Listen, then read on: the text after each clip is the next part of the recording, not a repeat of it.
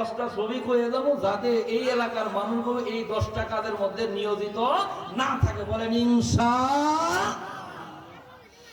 মুসলমান বন্ধুরা আমার, তাহলে আমি আপনাদের কথা যেই জিনিসটা বুঝাইলাম সেই জিনিসটা হলো কোনো সময় কোনো অবস্থাতেই আপনাকে কোনো অবস্থাতেই মাফে কম বেশি করা যাবে না।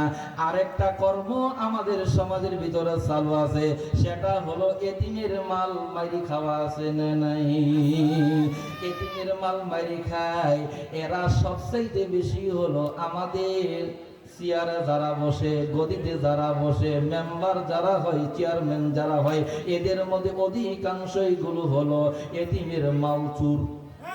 কথা কয় নাকি? ও মুসলমান ভাইরা আমার, বললে রাগ করবেন, রাগ করলেও করার কিছু নাই, কারণ আমিও চেয়ারম্যানই দাঁড়াইছিলাম। যখন আমি চেয়ারম্যানই দাঁড়ায় মানুষের কাছে ভোট চাইতে গেলাম, কিছু মানুষ কয় হুজুর ঢুকবেন, বালা মানুষ মুখে আইরে যুক্তি রে। আসলে ওই জায়গাগুলো ভালো মানুষও ছিল, জুড়ে বলেন ঠিক কিনা? এটা এখানে ইমানের একটা কথা আছে, সেটা হলো কিছু মানুষ হুট করে বলে ফেলে ওই কোরআনে কোনো রাজনীতির কথা নাই, কোরআনে কোনো আন্দোলনের কথা নাই, কোরআনে কোনো নেতাগিরির কথা নাই, এরকম কথা কিছু মানুষ বলে কিনা? ও মুসলমান ভাইরা আমার, কান খারাপ করে শোনেন, এই কোরআনের রাজনীতি করেছেন মুহাম্মাদুর রাসূলুল্লাহ, এই কোরআনের রাজনীতি করেছেন হযরত আবু বকর রাদিয়াল্লাহু তাআলা আনহু, এই কোরআনের রাজনীতি করেছেন হযরত ওমর রাদিয়াল্লাহু তাআলা আনহু, এই কোরআনের রাজনীতি করেছেন হযরত উসমান রাদিয়াল্লাহু তাআলা আনহু, এই কোরআনের রাজনীতি করেছেন হযরত আলী রাদিয়াল্লাহু তাআলা আনহু। এখন যখন আপনি বলেন বালা মানুষেরা রাজনীতি করে না, বালা মানুষেরা চেয়ারম্যানই দাঁড়ায় না, বারা মানুষেরা দেশ কলাবার চাই না, ওরা খালি তসবিহটা হাতে নেই মসজিদে চলে যায়, আল্লাহ আল্লাহ করে, এই কথা বলার দ্বারা আপনি আমার নবীকে খাটো করেছেন, আবু বকরকে খাঁটি করেছেন, উসমানকে খাঁটি করেছেন, আলীকে খাটো করেছেন। জোরে বলেন ঠিক কিনা? নবীর মিশনকে আপনি খাটো করেছেন, নবীর মিশনকে আপনি ছোট করেছেন। আল্লাহর নবী যেই চিন্তা চেতনা নিয়ে সমাজে প্রতিষ্ঠিত করতে চেয়েছিলেন, সেই সমাজে কাফেররা বিরোধিতা করেছে, আমার নবীর চরিত্র নিয়ে বিরোধিতা করে নাই, শুধুমাত্র কেবলমাত্র একটা বিষয় নিয়ে তারা বিরোধিতা করেছে। আমার নবী চেয়েছিল কোরআন ভিত্তিক সমাজ কায়েম করা, আর মক্কার কাফেররা চেয়েছিল খাও দাও ফুর্তি করো, নেতাগিরি আমরা করব, মসজিদে আপনারা নেতাগিরি করবেন, বাহিরে আমরা নেতাগিরি করব, এটাই মূল ছিল। জোরে বলেন ঠিক কিনা? এছাড়া অন্য কিছু ছিল না। আমার আল্লাহ তাআলা বলেছেন ইন্নাল্লাযীনা ইয়াকুলুনা আমওয়ালাল ইয়াতামা যুলমান ইন্নামা ইয়াকুলুনা ফি বুতুনিহিম নারা ওয়া সায়াসলাউনা সাইরা। আমার আল্লাহ পাক রব্বুল আলামিন বলেন, নিশ্চয়ই যারা এতিমের মাল জুলুম করে জালেম হয়ে খাবে, কথা কোন ঠিক কিনা? জুলুম করে জালেম হয়ে খাবে, আল্লাহ তাআলা বলেন তারা যেন তাদের পেটের ভিতরে জাহান্নামের আগুন ভরলো, আর অচিরেই তাদেরকে জাহান্নামের ভিতরে ঢুকানো হবে। চিৎকার দিয়ে বলেন নাউজুবিল্লাহ। এই জন্য খাওয়া দাওয়া খাওয়ার সময় একটু হিসাব কিতাব করি খাইয়েন। আর খাবোই না কেন? কথা বলবো নাকি ছাড়িয়ে দেবো? শোনেন, খাবোই না কেন? আমরা তো ওই সমস্ত নেতাদেরকেই সভাপতি, প্রধান অতিথি, এ কথা কয় না ঠিক না? কারণ এরাও চিন্তা করে, আমরাও চিন্তা করি যে নেতার কাছে যাবো, 50,000 পামু, মাহফিল ক্লিয়ার করবো।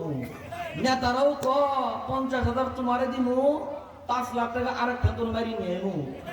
আর মাহফিলে যাবো, যাওয়ার পর সুন্দর করে একটা বয়ান করে দিব, হুজুর একটা দোয়া করে দিব, আমিও জান্নাতি, আমার বাবাও জান্নাতি।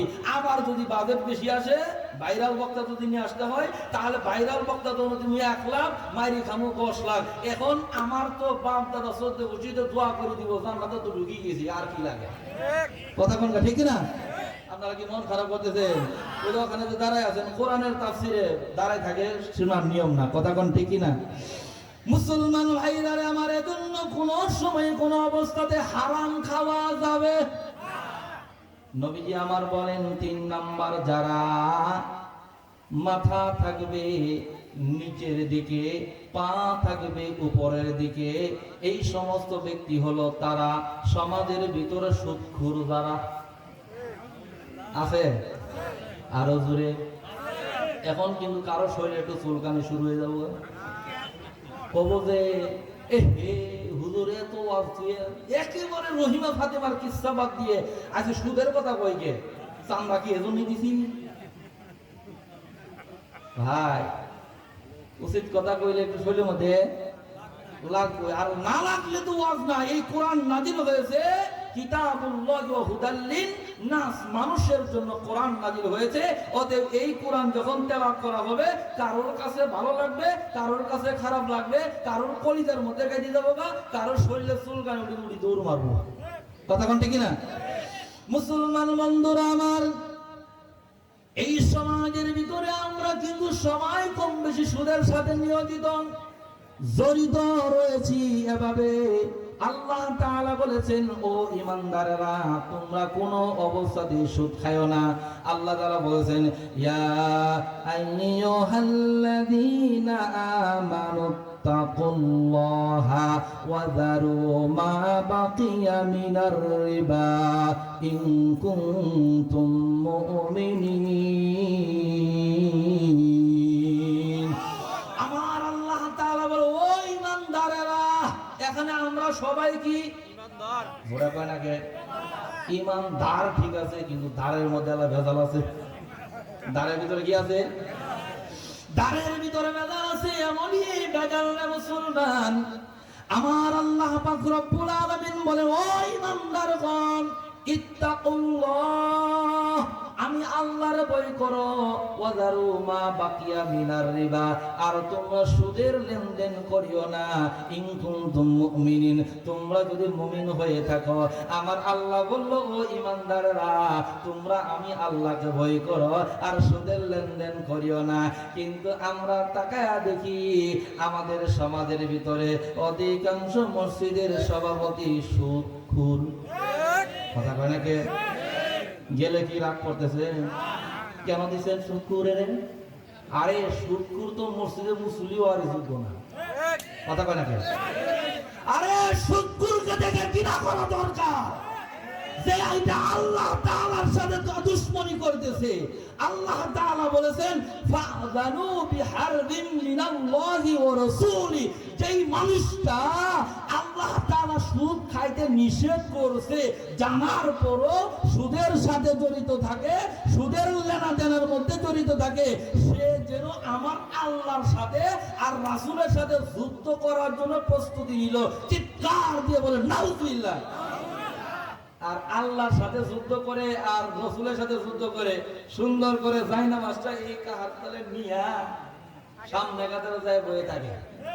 হুজুর যখন বয়ান করে, সুদের বয়ান করে, ইস আজকে দেখে মনে হয় হুজুর আজকে আমারে দেখছে, হুজুর মনে হয় শুনছে যে আমি সুদখোর, মানে যার কাছে যা আছে ওটাই তো ভাববো। কথা কোন ঠিক না? মনে করেন আপনার কাছে আছে শুটকি মাছ, একজনের নাকে গ্যারাম যায় নাই, কিন্তু আপনি খালি কইতেছেন মনে হয় গ্যারাম গেছে গা। কথা কোন ঠিক না? এই জন্য এই সমস্ত মুসল্লি গুলো টার্গেট করে থাকে যে এই হুজুর সুদের বিরুদ্ধে ওয়াজ করছে, আগামী সপ্তাহে এই হুজুরের বাদ দেওয়া যাবো, দরকার পড়ে এখন চান্দা দেয় 50 টাকা, সামনে আরো 10 টাকা বাড়াইয়া দিয়া 60 টাকা দিব, তাও একটা ভাড়া হুজুর নিয়ে আনবো। যেই হুজুর খালি জান্নাতের কথা কব, সুবহানাল্লাহ দিয়ে জান্নাতে পৌঁছায় দিব, ইতিপূর্বে যা খাইছো পেটের ভিতর বলছো কোনো সমস্যা নাই, এরকম একটা হুজুর নিয়ে আইবা। এরকম মসজিদের মুসল্লি নিয়ে হয় কিনা? সেদিন ঢাকা থেকে আমার ফোন দিলে বলতেছে, কই হুজুর একটা মসজিদের খেদমত আছে। খেদমত কি? ওই খেদমতটা হলো 5 ওয়াক্ত নামাজ পড়াবে, কিন্তু কোন রাজনীতি দলের সাথে যুক্ত থাকতে। বাহ, কি সুন্দর কথা গো।